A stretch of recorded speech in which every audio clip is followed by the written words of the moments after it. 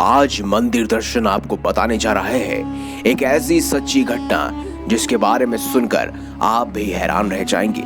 उस रात पुजारी ने निधि वन में जो देखा, अगर वो पूरी दुनिया देख लेती तो शायद हर कोई भगवान पर यकीन करने लग जाता। दोस्तों, इस खास सच्ची घटना को अंत तक जरूर देखिएगा, क्योंकि हम आशा करते हैं कि इसे सुनने के बाद, इसे देखने के बाद आप भी भगवान के आगे नतमस्तक हो जाएंगे। आप देख रहे हैं मंदिर दर्शन।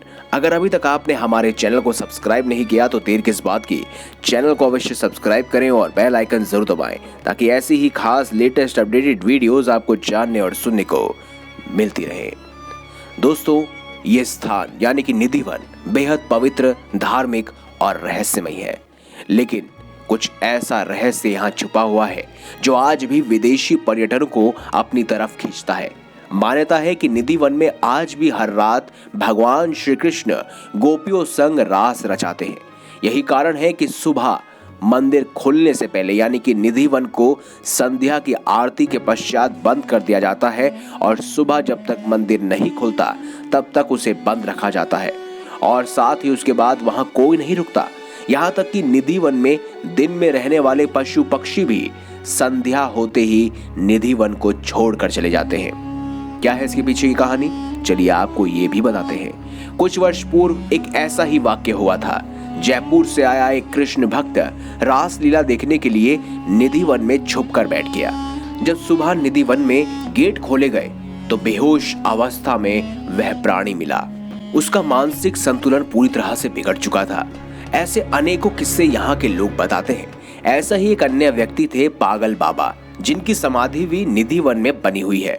उसके बारे में कहा जाता है कि उन्होंने भी एक बार वन में छुपकर रास लीला देखने की कोशिश की थी, जिससे वो पागल हो गए।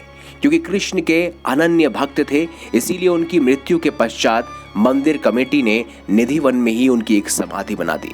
साथ ही दोस्तों, एक अन्य मान्यता ये भी है कि इस वन में लगी तुलसी की कोई भी एक डंडी अपने घर नहीं ले जा सकता।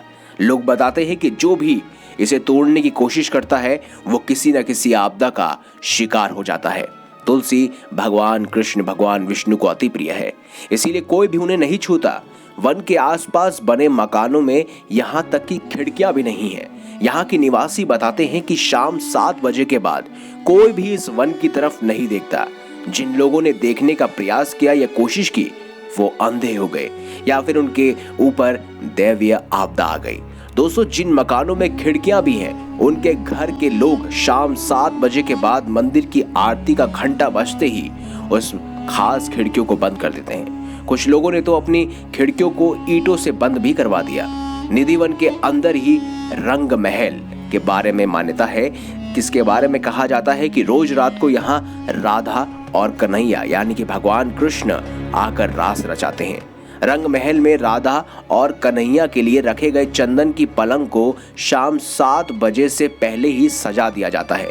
पलंग के बगल में एक लोटा पानी, राधा जी के श्रृंगार का सामान और दातुन संग पान भी रख दिया जाता है।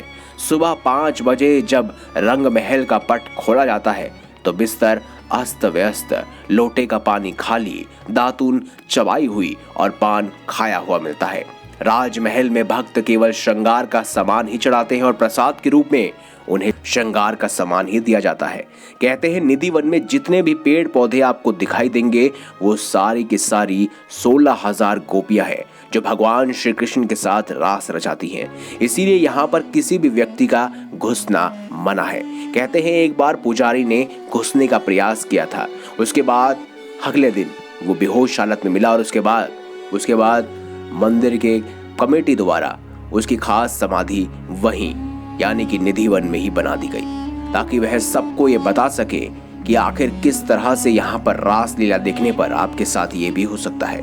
दोस्तों, आप निधि वन जरूर जाएं, लेकिन शाम को 7 बजे के बाद और सुबह 7 बजे से पहले यानी कि संध्या आरती से पहले ही आपको निकलना होगा, अन्यथा आपके साथ कुछ बुरा भी हो सकता है। मंदिर दर्शन की एक खास वीडियो अगर आपको अच्छी लगी है तो इस वीडियो को लाइक करें, हमारे चैनल को सब्सक्राइब करें और ज्यादा से ज्यादा शेयर अवश्य करें। मिलेंगे अगली बार एक नई खास वीडियो के साथ, तब तक के लिए बहुत बहुत धन्यवाद।